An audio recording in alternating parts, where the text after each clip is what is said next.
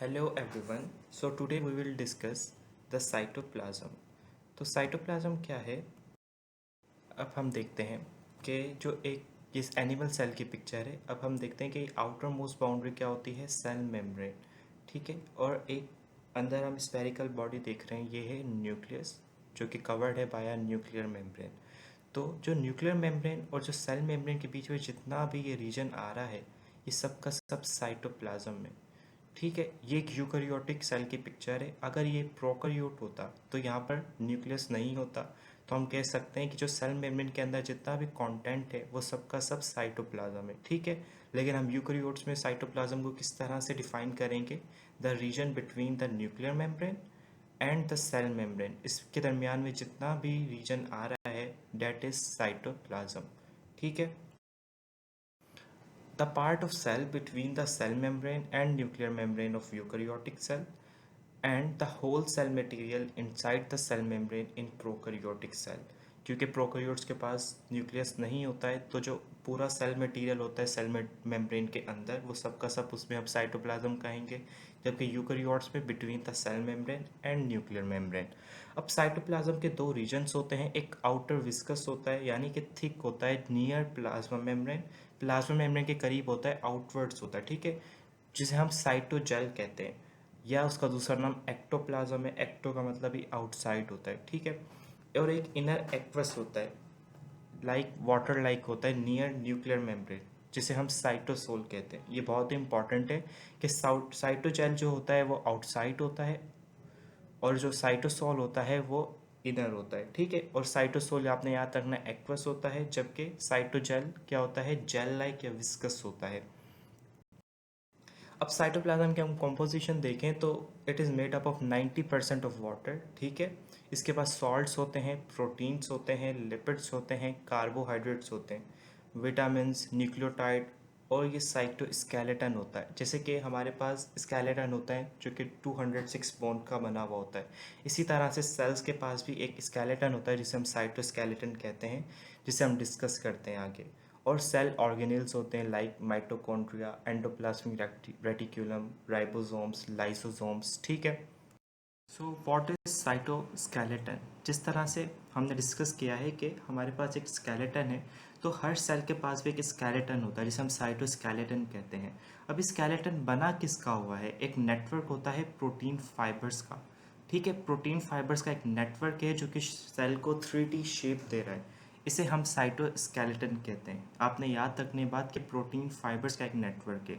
अगर हम इसके फंक्शंस देखें तो इसका काम क्या है? Maintain the shape of the cell, cell की शेप को मेंटेन करना, ऑर्गेनेल्स को अपनी पोजीशन में रखना। ठीक है, साइटोप्लाज्म की मूवमेंट करवाना और वेजिकल की मूवमेंट करवाना। वेजिकल की मूवमेंट का हमने देखा था एंडोसाइटोसिस और एक्सोसाइटोसिस में, किस तरह से वेजिकल इनसाइड और आउटसाइड द सेल ट्रांसपोर्ट हो रहे हैं। तो ये सब फंक्शन है साइटोस्केलेटन के। हम यहाँ एक सेल की पिक्चर देखते हैं जिसमें हमें ये नज़र आ रहा है कि ये सेंट्रल क्या है, ये न्यूक्लियस है। जबकि इसके अलावा जो साइटोप्लाज्म है उसमें बहुत सारे ये ट्यूब लाइक स्ट्रक्चर है, या जिसे हम फाइबर्स कह सकते हैं। ये प्रोटीन फाइबर्स हैं जो कि साइटोस्केलेटन बना रहे हैं सेल का, जो कि 3 एलिमेंट्स पर कंपोज्ड होते हैं। एक है माइक्रोट्यूब्यूल, एक है इंटरमीडिएट फिलामेंट, और एक है एक्टिन फिलामेंट, या जिसे हम माइक्रोफिलामेंट कहते हैं। ठीक है, तो इसी तरह से इन लोगों ने क्या पूरा एक जाल बिछाया हुआ है सेल में, जो कि सेल को क्या एक शेप प्रोवाइड कर रहे हैं। इसके अलावा साइटोप्लाज्म की मूवमेंट करवाते हैं। ठीक है, वेजिकल की मूवमेंट करवाते हैं, और जो ऑर्गेनेल्स होते हैं उन्हें अपनी पोजीशन में रखते हैं। तो इस साइटोस्केलेटन का फंक्शन ये है। अब हम देखते हैं कॉम्पोजिशन। अगर साइटोस्केलेटन की देखें तो 3 टाइप ऑफ एलिमेंट्स होते हैं, माइक्रोफिलामेंट्स या एक्टिन फिलामेंट जिसे हम कहते हैं। ये सॉलिड स्ट्रैंड होते हैं और बने हुए होते हैं 2 एक्टिन चेन के। ठीक है, जो कि हेलिकल फैशन में होती है। इसके अलावा ये 2 एक्टिन चेन के तो बने होते हैं, इसके अलावा भी इसमें अभी एक्टिन क्या है, एक प्रोटीन है, ये बात आपने जहन में रखनी है। और ये पूछा भी जा सकता है कि microfilaments are made up of 2 actin chains. अब एक्टिन प्रोटीन तो है, लेकिन कुछ माइक्रोफिलामेंट्स में मायोसिन प्रोटीन भी हो सकता है, ट्रोपोमायोसिन भी हो सकता है, और ट्रोपोनिन भी हो सकता है। अगर हम इसके फंक्शन देखें तो सबसे ज़्यादा इम्पॉर्टेंट फंक्शन इसका क्या है, मसल की कॉन्ट्रैक्शन करवाते हैं ये लोग। मसल कॉन्ट्रैक्शन अगर आपसे पूछ लिया जाए तो that is the function of microfilament, यह बात आपने याद रखनी है।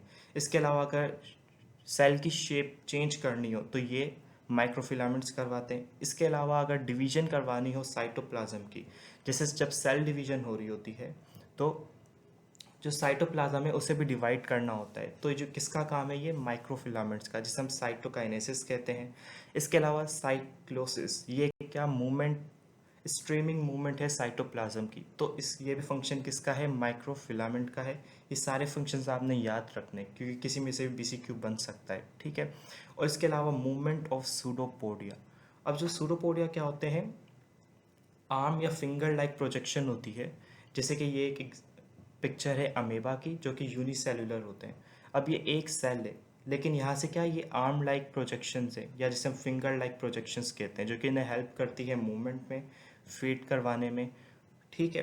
तो इसमें भी क्या मौजूद होते हैं, माइक्रोफिलामेंट्स मौजूद होते हैं। आई होप कि आपको ये पिक्चर समझ आ गई हो, ठीक है। ये अमीबा की पिक्चर है जो कि यूनिसेलुलर है, जो कि सेल में से ये देख सकते हैं कि ये आर्म लाइक प्रोजेक्शंस है, फिंगर लाइक प्रोजेक्शंस। तो इन्हें हम क्या कहते हैं, सूडोपोडिया कहते हैं। तो सूडोपोडिया की मूवमेंट से किसकी हेल्प की वजह से हो रही है, माइक्रोफिलामेंट की हेल्प की वजह से हो रही है। इसके अलावा साइक्लोसिस, जो कि स्ट्रीमिंग मूवमेंट है साइटोप्लाज्म की, जिसे हम आगे डिस्कस करेंगे, वो भी माइक्रोफिलामेंट्स की वजह से हो रहा है। साइटोकाइनेसिस भी माइक्रोफिलामेंट्स की वजह से होते हैं। अगर सेल को अपनी शेप चेंज करनी है तो वो भी माइक्रोफिलामेंट्स की वजह से। और मसल कॉन्ट्रैक्शन, जो कि मोस्ट इंपॉर्टेंट फंक्शन है, वो भी माइक्रोफिलामेंट्स ही करवाते हैं। सेकेंड है हमारे पास माइक्रोट्यूब्यूल्स। अब ये होलो ट्यूब्स होती हैं लाइक पाइप। अगर पाइप आप देखें तो अंदर से वो होलो होता है, जैसे आप इस पिक्चर में देख सकते हैं, ठीक है। ये प्रोटीन का बना होता है, ट्यूब्यूलिन प्रोटीन का। ये बात आपने याद रखनी है, सबके अलग अलग प्रोटीन से, ठीक है। अब सिंगल माइक्रोट्यूब्यूल बना हुआ होता है 100 या थाउजेंड्स ऑफ ट्यूब्यूलिन सब यूनिट्स, जो कि अरेंज्ड होते हैं 13 कॉलम्स में, और हर कॉलम को हम प्रोटोफिलामेंट्स कहते हैं। अगर फॉर सपोज ये एक कॉलम है, ठीक है, तो ये एक कॉलम कितने 100 और 1000 ट्यूब्यूलिन सब यूनिट्स का बना हुआ है, और इसे हम प्रोटोफिलामेंट्स कहेंगे। और अगर यही एक प्रोटोफिलामेंट 13 प्रोटोफिलामेंट्स एक साथ मिल जाए तो वो माइक्रोट्यूब्यूल बना देते हैं।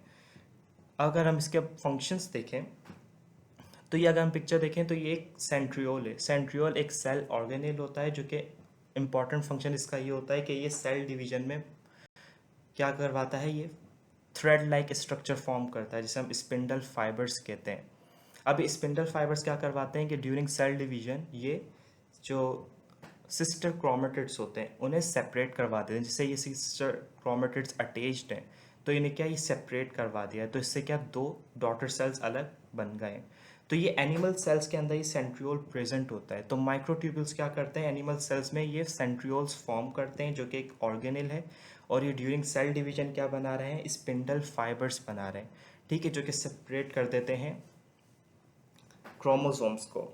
इसी तरह से जो प्लांट सेल्स हैं, इसमें ये सेंट्रियोल ऑर्गेनेल नहीं होता है। ये बात आपने याद रखनी है कि centriole is only present in animal cell, जबकि प्लांट सेल में सेंट्रियोल नहीं होता है। तो माइक्रोट्यूब्यूल्स क्या, डायरेक्ट स्पिंडल फाइबर्स बनाते हैं। ड्यूरिंग सेल डिवीजन जब सेपरेट होने लगते हैं क्रोमोसोम्स, तो स्पिंडल फाइबर्स ये माइक्रोट्यूब्यूल्स बनाते हैं। ये बात आपने याद रखनी है, बहुत ही इंपॉर्टेंट फंक्शन है माइक्रोट्यूब्यूल्स का।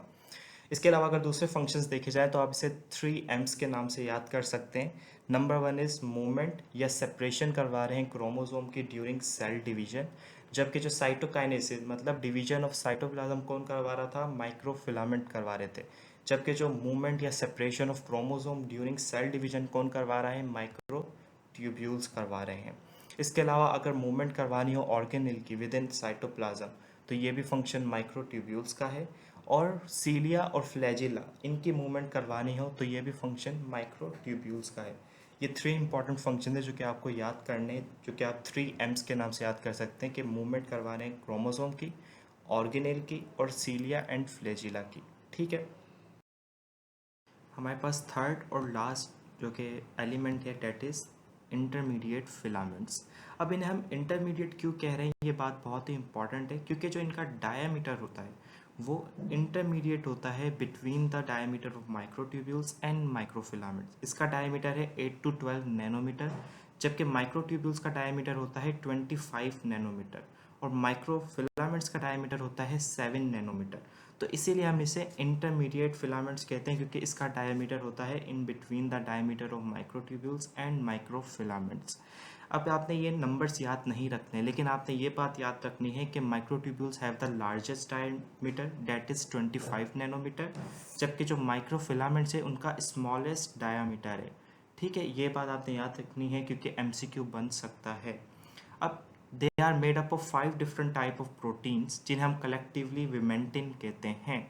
हर जो एलिमेंट है उसका प्रोटीन अलग है। जैसे यहाँ पर विमेंटिन प्रोटीन है, माइक्रोट्यूब्यूल्स का कौन सा था, ट्यूब्यूलिन, और माइक्रोफिलामेंट्स का कौन सा था, एक्टिन। ठीक है, ये बात आपने याद रखनी है, ये बीसीक्यू पॉइंट है।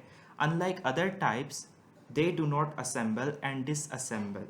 दूसरी टाइप्स के तरह ये असेंबल और डिसअसेंबल नहीं होते। असेंबल का मतलब क्या है कि कुछ सब यूनिट्स मिलकर एक यूनिट बना रहे और फिर वही यूनिट्स मिलकर डिसअसेंबल्स हो जाते हैं। तो इसी तरह से जो दूसरे फिलामेंट्स हैं, जैसे माइक्रोट्यूब्यूल्स हैं, माइक्रोफिलामेंट्स हैं, वो लोग तो असेंबल और डिसअसेंबल हो जाते हैं, लेकिन ये लोग नहीं होते। तो इन्हें हमने, ये प्रॉपर्टी बहुत ही यूनिक है कि बीसीक्यू बन सकता है कि which of the following type do not assemble and disassemble. तो क्या है, इंटरमीडिएट फिलामेंट्स है। अगर हम इसके फंक्शंस देखें तो एक नेटवर्क बना रहा है to support plasma and nuclear membrane. ठीक है, इन्हें सपोर्ट करता है, अटैचमेंट करवाता है मसल सेल्स की, बहुत इंपॉर्टेंट बात है, ये याद रखनी है। सपोर्ट करवाता है नर्व सेल प्रोसेसेस को। नर्व सेल प्रोसेसेस कौन से होते हैं, एक्सोन एंड डेंड्राइट्स, उनकी क्या सपोर्ट करता है। ये बात बहुत इंपॉर्टेंट है कि 3 इंपॉर्टेंट फंक्शंस इसके, एक तो प्लाज्मा और न्यूक्लियर मेम्ब्रेन को सपोर्ट कर रहा है, मसल सेल्स की अटैचमेंट करवा रहा है, और जो नर्व सेल प्रोसेसेस हैं लाइक एक्सोन एंड डेंड्राइट्स, उनको क्या सपोर्ट कर रहा है। अब हमने डिस्कस किया था कि जो माइक्रोफिलामेंट्स हैं वो हेल्प करते थे साइक्लोसिस में। तो साइक्लोसिस क्या चीज़ है, ये एक एक्टिव स्ट्रीमिंग मूवमेंट है, मतलब एक्टिव है। तो क्या है, इधर एटीपीज यूज्ड हो रहे हैं जिसमें कंटिन्यूस सर्कुलेशन होती है साइटोप्लाज्म की विद इन अ सेल। इसके आप एग्जांपल देख सकते हैं कि एक वॉशिंग मशीन है, तो अगर हम वॉशिंग मशीन को ऑन करते हैं तो जो मूवमेंट होती है सर्कुलर मूवमेंट, तो इसी तरह से साइक्लोसिस हो रही है सेल के अंदर। ठीक है, तो साइक्लोसिस का फ़ायदा क्या है, ये हो क्यों रही है, इसकी वजह से जो एफिशिएंट डिस्ट्रीब्यूशन हो जाती है मटेरियल की थ्रू आउट। ठीक है, सारे जो मटेरियल्स होते हैं वो एफिशिएंटली क्या डिस्ट्रीब्यूट हो जाते हैं, जिसकी वजह से सब पार्ट्स को जो नेसेसरी न्यूट्रिएंट्स है वो मिल जाते हैं। ठीक है, और इसमें हेल्प कौन करता है, ये बात आपने याद रखनी है लाजमी, माइक्रोफिलामेंट्स हेल्प करते हैं साइक्लोसिस में। ठीक है, तो आज का हमारा लेक्चर साइटोप्लाज्म पर होता है कंप्लीट। अगर आपके कोई भी क्वेश्चंस हैं तो आप कमेंट्स में पूछ सकते हैं। Thank you.